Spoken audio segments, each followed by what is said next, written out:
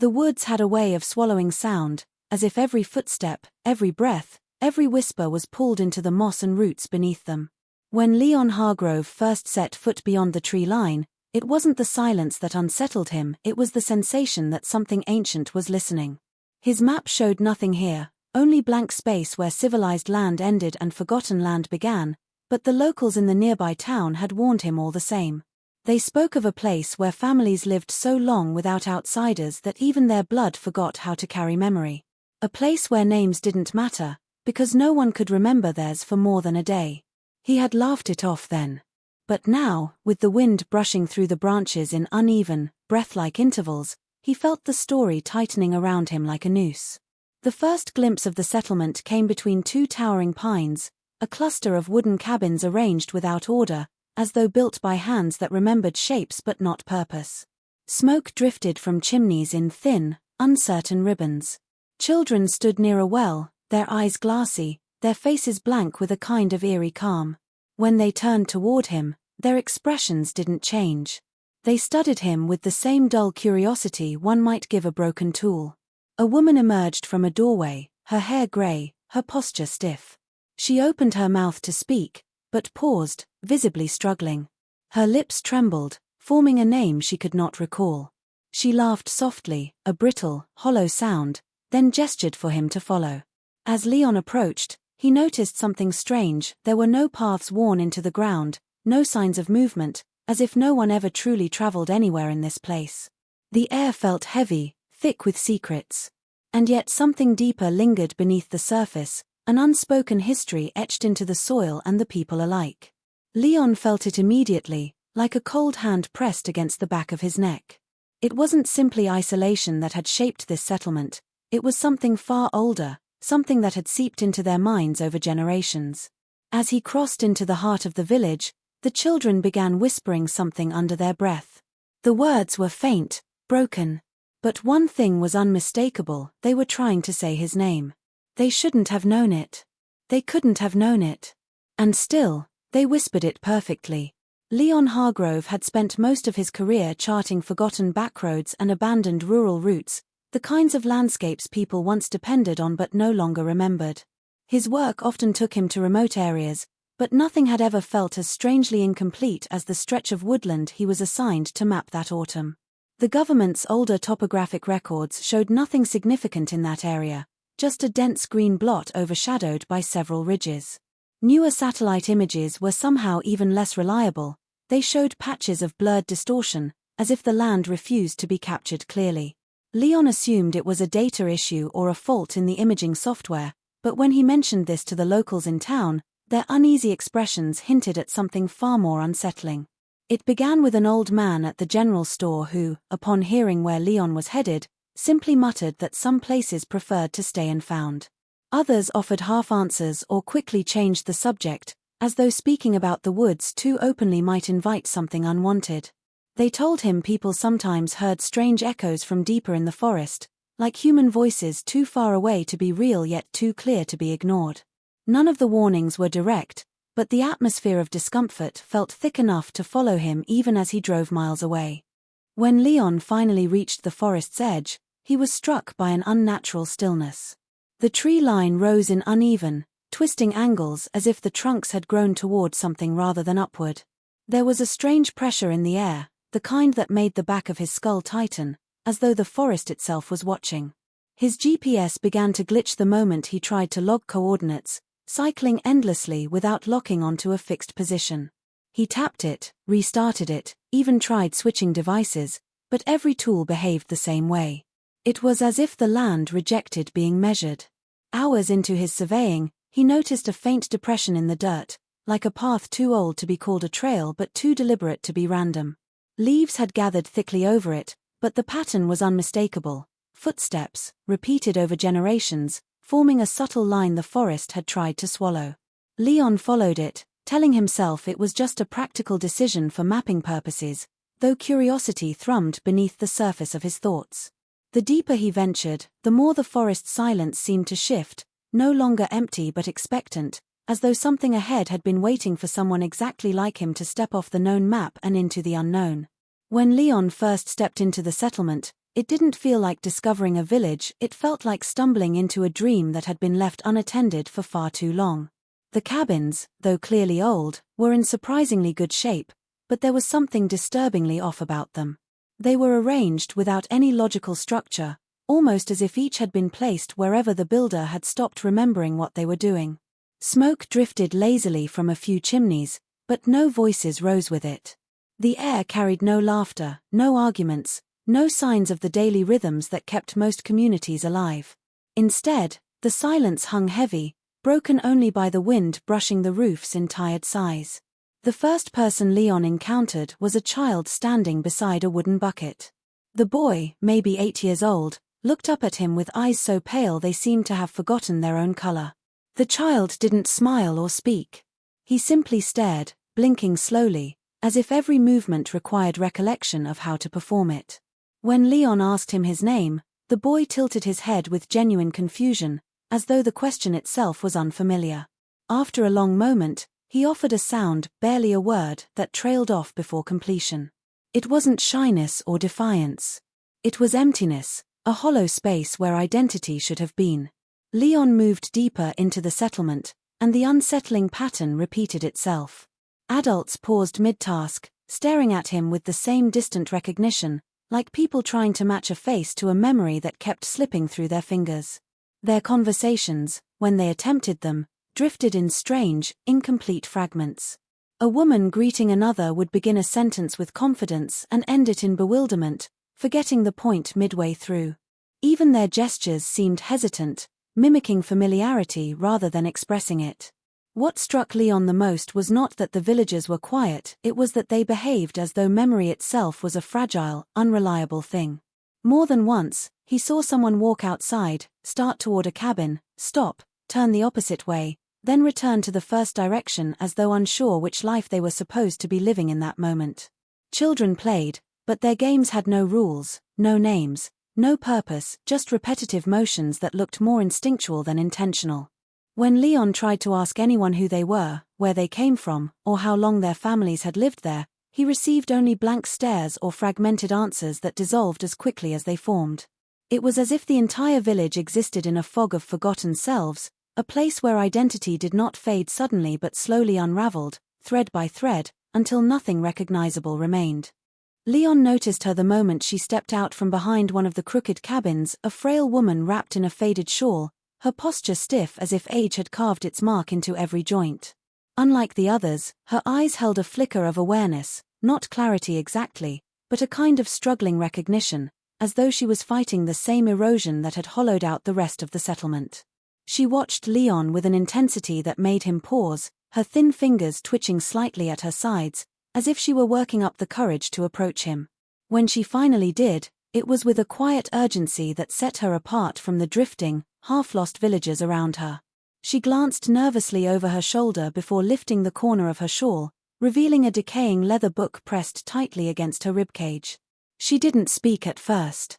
Instead, she thrust the book into Leon's hands with a trembling insistence, as if the weight of it had become unbearable for her alone. The leather was cracked and brittle, soaked with time and weather, the edges darkened by years of handling.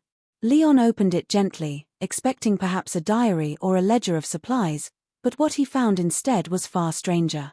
The first pages were filled with names arranged in branching lines, family trees stretching back many generations, written in different inks and deteriorating scripts, as if passed from one caretaker to another. But as he flipped further, the structure began to collapse. Names grew shorter, incomplete, replaced by initials, then single letters, then strange symbols that resembled attempts to write words long forgotten. The woman watched his reaction closely, her breath shallow, her expression stretched thin with desperation. When she finally spoke, her voice was barely more than a rasp, a whisper dragged from the depths of fading memory. She gestured at the later pages with a shaking finger, trying to explain, though her words came out fractured. Leon understood only pieces, something about 15 generations, something about losing the names, and a repeated phrase, "It's slipping, it's slipping." Her fear was palpable, not the fear of someone worried about forgetting a small detail, but the terror of witnessing an entire lineage dissolving into nothing. Leon flipped to the final entries and felt a coldness settle in his chest. The most recent pages were almost blank, filled with scribbles that looked more like desperate attempts to remember than proper records. Some lines repeated the same half-formed name again and again, each version drifting further from coherence. Others ended abruptly, as though the writer had forgotten what they were trying to record mid-stroke. It was a ledger of erasure, a physical record of minds unraveling over centuries. Before he could ask the woman anything, she clutched his arm and fixed him with a look that carried the weight of generations. She pressed one final page between his fingers, a torn scrap containing a symbol he couldn't decipher, before retreating into the shadows of the cabin, leaving him alone with a book that felt like a warning written by fading ghosts. From the moment Leon stepped deeper into the settlement, he sensed that the villagers lived under a rule far older than any of them could consciously explain. It wasn't spoken outright, nor written anywhere, but it hung in the air like a shared superstition etched into bone. He saw it in the way people froze whenever the woods beyond the cabins were mentioned, in how their drifting conversations suddenly snapped into fearful silence. Their eyes would shift toward the tree line with the same quiet dread one might reserve for a predator waiting in tall grass. Yet none of them seemed fully aware of why they were afraid. It was instinctive, a reaction so deeply ingrained that questioning it was unthinkable. Leon had encountered remote communities before, but never one that seemed collectively bound by a rule they could barely articulate: no one leaves the woods. Not ever. The first direct hint came from a man sitting on a wooden stump near the well, his hands clasped tightly as if holding onto something invisible. When Leon asked if there was a path leading out of the forest on the opposite side, the man stiffened. His expression twisted, not in confusion, like the others, but in panic. His lips moved as though shaping a warning, yet the words were fragmented, dissolving before they reached coherence. He repeated a phrase several times, one that Leon had to lean close to understand. "Don't go beyond." Then, as if realizing he had said too much, the man abruptly stood and walked away in quick, uneven steps, his breath hitching with every stride. As Leon continued asking questions, he realized the fear wasn't just about outsiders leaving, it was about villagers themselves. Whenever he attempted to discuss travel or distance, even in harmless terms, the mood shifted sharply. Parents pulled their children closer. A group of women preparing food exchanged troubled glances. One murmured that the woods remember the ones who stray. Another muttered that those who tried to leave come back wrong. These statements weren't delivered as warnings but as facts accepted so deeply they no longer needed explanation. Yet none of them could describe what wrong meant. Every attempt dissolved into trembling hands and eyes that refused to look toward the forest's edge.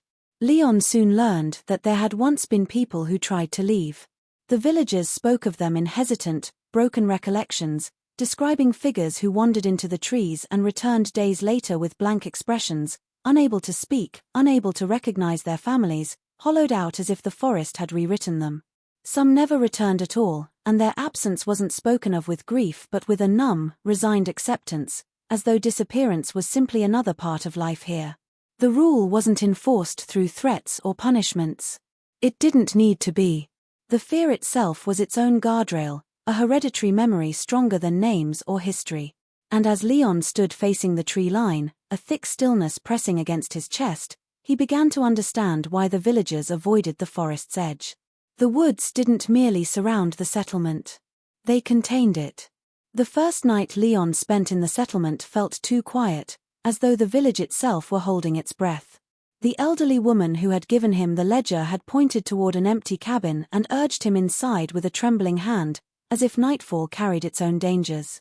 Leon lit a small lantern, its glow casting long, crooked shadows across the wooden walls.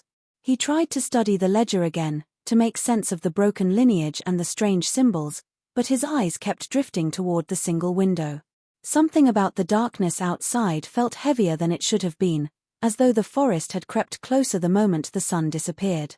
The silence stretched, deepened, thickened, until it became a presence of its own. It wasn't natural silence, it was too intentional, too expectant, the way a room feels when someone else is inside with you, waiting. He was just beginning to drift into restless sleep when he heard it, soft voices calling his name. At first, he thought it was the villagers, maybe someone needing help, but the tone was wrong. The voices were layered, echoing, as if several speakers were superimposed on one another. He sat up slowly, listening. Leon, the voice was high, childlike. Then another one overlapped it, older, deeper, with a strange cadence that didn't match any accent he recognized. Then another, whispery and fragile, barely more than breath. They were all saying his name, over and over, with an unsettling familiarity, as though they had practiced it long before he arrived. His heart tightened as he approached the window. The glass was fogged with condensation, but silhouettes shifted faintly beyond it. He wiped the pane with his sleeve, expecting to see villagers gathered in the dark, but what he found instead made him recoil. A line of children stood outside, their faces half-lit by the lantern glow spilling from the cabin. Their expressions were blank, their eyes reflecting the light in a dull sheen. Their lips moved slowly, rhythmically, repeating his name in a tone that felt both curious and ancient, as though they were channeling voices that were not their own. But the more Leon listened, the more he realized something even stranger. The children's mouths weren't shaping the deeper voices. Those tones came from someplace else entirely, from behind them, from the spaces between the trees, from the darkness that swallowed the forest floor. The voices carried an age that did not belong to the children. They resonated with memories too old, too layered, too fractured for a living person to produce. And as the whispering grew louder, Leon felt a crawling sensation along his spine, as though some unseen presence was drawing closer with every syllable, tasting his name, testing it, recognizing it. He backed away from the window, but the voices only grew clearer, more insistent, echoing through the night like a chorus of forgotten souls trying to reclaim something that had once belonged to them. Leon didn't sleep after the voices faded.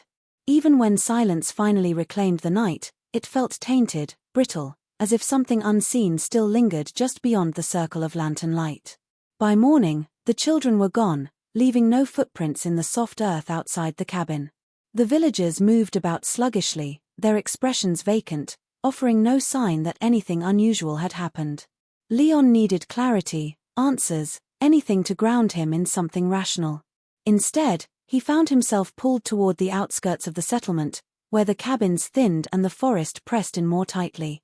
Something about the way the wind shifted through that part of the woods felt different, colder, heavier, as though he was approaching a place that the forest guarded with quiet vigilance. He spotted it when the trees briefly parted, a field of small, uneven markers made of darkened wood. At first glance, they resembled crude signposts, but as Leon stepped closer, the truth settled over him with a chilling weight. It was a graveyard, though unlike any he had ever seen. There were no carved names, no dates, no epitaphs. Every marker was etched with rough, hand-carved symbols, circles intersected with crooked lines, repeating spirals, jagged shapes that felt more like remembered impressions than meaningful inscriptions. The symbols varied in clarity, some were freshly carved and distinct, while others had eroded into faint scratches, as if the memory of whomever they represented had faded long before the wood decayed. Leon crouched before one of the markers, running his fingers over the grooves. The symbol didn't resemble a letter from any language he knew. It felt less like writing and more like an attempt to capture something slipping away, a name reduced to its vaguest shape. The deeper he walked into the graveyard, the smaller the markers became. Some were no taller than his hand, crude and hastily assembled, leaning crookedly in the soft soil. The realization struck him with a slow, sickening certainty. The smallest markers belonged to children. Children who had died before anyone in the village could remember enough to give them a proper name. Children whose identities had vanished even as they lived. The air was unnaturally still in the graveyard, the usual forest sounds muted as if swallowed. Leon felt watched, not by people but by the weight of generations resting beneath the dirt. There was a strange sense of continuity here, an unbroken chain of forgetting that stretched back centuries. A place where lineage was preserved not through memory but through the absence of it. As he studied the markers, he noticed patterns emerging, repeated symbols, similar carvings, lines that mirrored those in the decaying family ledger. The graveyard was a physical echo of the book's fading genealogies, a silent archive carved by hands desperately trying to hold onto something they could no longer fully recall. Each marker felt like a warning, a testament to what happened when identity dissolved beyond recognition. And as Leon stood among the rows of nameless dead, He couldn't shake the feeling that the forest itself had been watching every generation fall into forgetfulness, patiently waiting for the next one to join them in the soil. Leon returned to the cabin with the weight of the nameless graveyard pressing hard against his mind, but the ledger on the table called to him with an urgency he could no longer ignore. He opened it again, this time studying not just the fading entries but the structure of the genealogies themselves.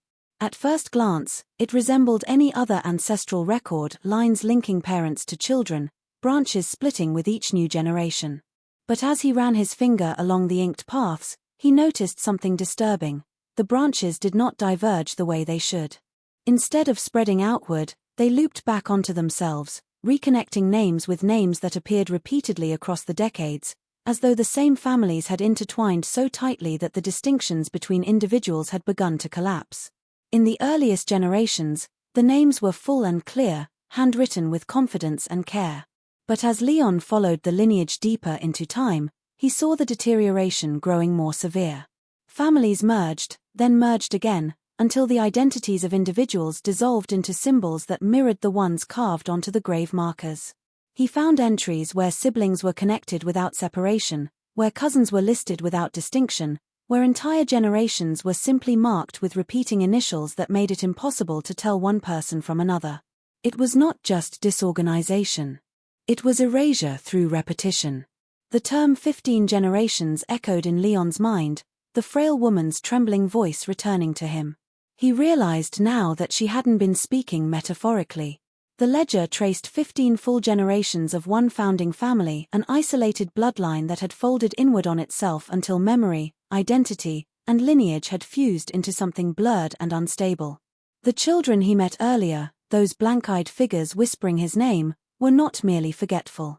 They were the latest links in a chain stretched too tightly across time.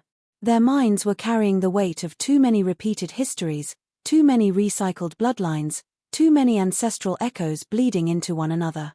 Leon flipped to a set of pages near the middle of the book, noticing an abrupt shift in handwriting, wild, frantic strokes, as if the writer had been fighting to hold onto thoughts that slipped away as soon as they were formed.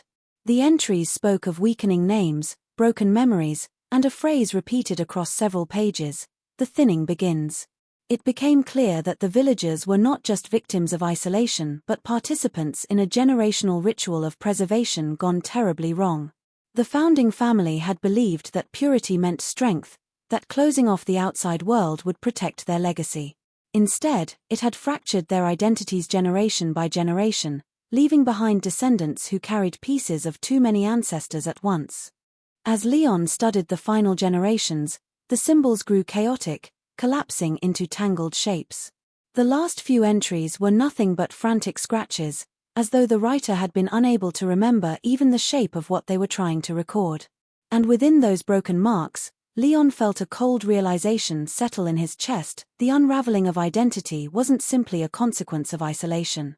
Something in the woods had been feeding on the fractured lineage, shaping it, guiding it, and waiting for it to collapse completely. Leon had barely closed the ledger when the first flash struck him, a sharp, intrusive burst of imagery that did not belong to him. It came without warning, like a memory forced through a door he hadn't opened.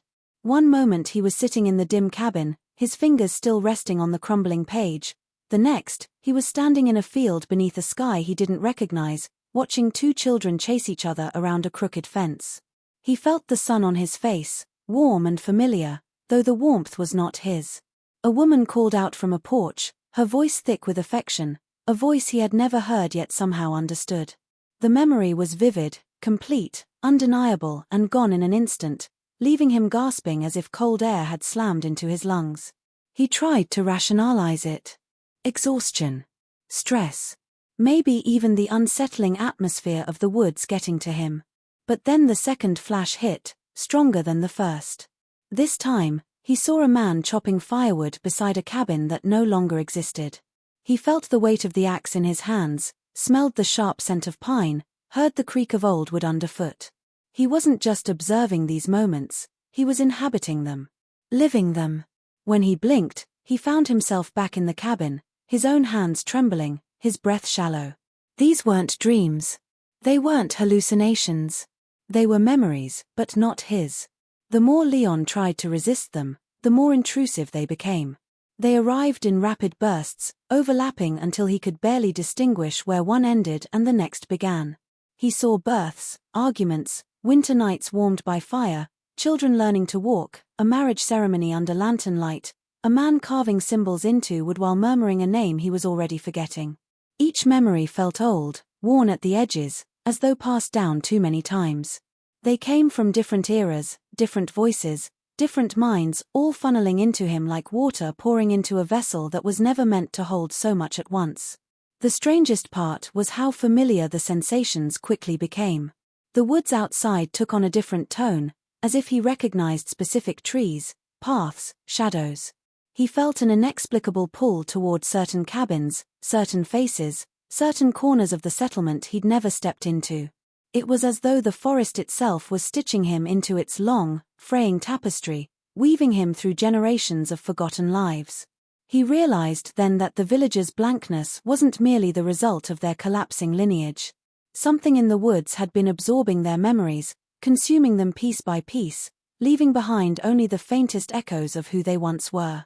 And now, for reasons he couldn't yet grasp, that same presence had turned its attention to him, imprinting fragments of ancestral lives onto his mind as if preparing him to become part of the village's fading history.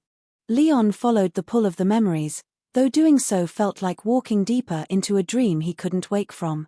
The flashes guided him down a narrow path behind the graveyard, one he hadn't noticed before, as if it only existed now because his mind had been reshaped to perceive it. The forest grew denser, its canopy twisting overhead until the sun filtered through in fractured shards. The air became colder, and the silence, already unnatural, thickened into something oppressive. Each step felt like crossing a threshold the villagers knew instinctively to avoid. Leon sensed he was approaching the source of the unraveling, the place bound to the generations of memories that now flickered inside his own mind. The path ended at a hill that rose abruptly from the forest floor, its slope covered in tangled roots that looked disturbingly hand-shaped in the dim light. At the top stood an ancient stone archway, weathered by centuries of rain and moss, its surface carved with the same symbols found in the ledger and on the grave markers. Some symbols were familiar now, tinged with recognition from the forced memories pressed into him. Others pulsed with an unsettling energy, as if they had been carved not by human hands but by something that only imitated them. As Leon stepped closer, the memories surged, 15 generations of footsteps climbing this same hill, figures approaching the archway with reverence or fear. He saw flashes of villagers long dead standing where he now stood. A child crying as their parents pushed them forward. A woman collapsing at the foot of the arch. A man carving a final symbol into the stone as though bargaining with the forest itself. These visions layered over his own eyesight, overlapping reality until his senses blurred. He reached out to steady himself against the stone, and the moment his fingers grazed its surface, the forest seemed to exhale. A low hum vibrated through the ground, through the roots, through the trees. It wasn't sound but something deeper, a resonance that touched the center of his mind, prying at the memories that belonged to him and the ones that didn't. The archway felt alive, the stone warm beneath his hand, as though it contained the accumulated memories of the village compressed into its core. He withdrew his hand in shock, but the hum only grew stronger, rising like a chorus of distant voices. Then the truth hit him with a clarity sharper than fear. This place wasn't simply a relic. It was the anchor. The root. The point where generations had returned to surrender their fading identities, feeding something that existed beneath the forest. He sensed a presence waiting on the other side of the arch, a vast, ancient consciousness woven into the land itself. It was the collector of memories, the keeper of names, the silent witness of every life lived and forgotten in the village. And now, with Leon standing before it, it stirred with unmistakable interest, as though recognizing in him a new memory waiting to be claimed. Leon stared at the final pages of the ledger with a mounting dread that pressed against his chest like a physical weight. The earlier entries had been fragile, incomplete, fading into incomprehensible symbols, but this last page was different. It was frantic, almost violent in the scrawl of ink, a series of loops and scratches that seemed to writhe on the paper. And then he saw it. His own name. It was written plainly, dated decades before he had ever set foot in this forest, before he had been born. The letters were unmistakable, yet the context made no sense. How could his name appear in a record that predated his existence? Every rational thought in his mind scrambled to find an explanation, but there was none that could withstand the oppressive weight of the ledger's certainty. He flipped the page again, hoping it was a mistake, a miswritten note by someone trying to preserve memory. But the ledger continued, describing circumstances, fragmentary but detailed, that seemed to map onto his own life in ways that sent shivers down his spine. The forest had waited for him, recorded him, anticipated his arrival. It was as though his very existence had been woven into the village's history long before he knew it, entwined with generations of forgotten lives whose memories now coursed into him as if claiming him for its own. Every fragment of memory he had endured, the flashbacks, the voices of children, the echoes of long-dead ancestors, suddenly made sense. They were not random, they were invitations, warnings, and proofs. Leon felt the forest pressing closer, the shadows of the trees bending inward as if to observe his every movement. The ledger trembled in his hands, though he was certain he held it steady. He understood, with a gut-level clarity, that the woods did not merely observe the villagers, they orchestrated their existence, feeding on the fractured lineage, erasing what they could not preserve, and imprinting themselves onto those who lingered too long. The names, the faces, the memories, they all belonged here. They were waiting to be claimed. A shiver ran down his spine as he realized the ledger was not just a record of the past but a map of inevitability. The village, the forest, the nameless dead, and the living all were part of a single mechanism, a slow, deliberate cycle of absorption and reclamation. And now, staring at the final entry, he understood that the choice he faced was stark and immediate. He could turn and flee, retreat from the shadows, attempt to escape the pull of the forest. Or he could accept the truth that had already been written, that he had been part of this lineage in some form long before he arrived, and that the woods had already begun the process of imprinting his identity into the long chain of lives that had preceded him. The realization weighed on him, suffocating and inescapable. Every instinct screamed to leave, to break free of this impossible heritage, yet the memory flashes, the hum of the archway, and the weight of the ledger all conspired to anchor him here. As he held the book, feeling the pulse of the forest beneath his fingertips, he understood that the village did not merely preserve the past, it consumed the present and preordained the future, and he was now the next in line, whether he wished it or not.